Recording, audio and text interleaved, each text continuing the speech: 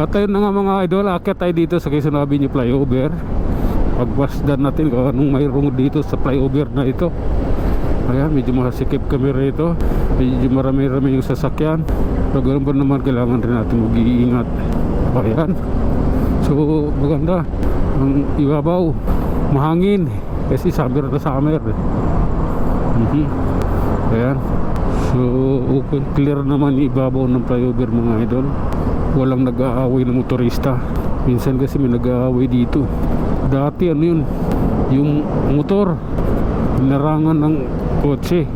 Dahil ang kwento nasagi ng motor yung kotse doon pa lang sa may tawag nitong Trinoma. Tinakbuhan ng motor yung kotse. Diyan sila nagpang-abot sa flyover na yan. Kaya pinarangan siya dyan para hindi siya takas. Okay, mga tuloy-tuloy lang tayo mga idol.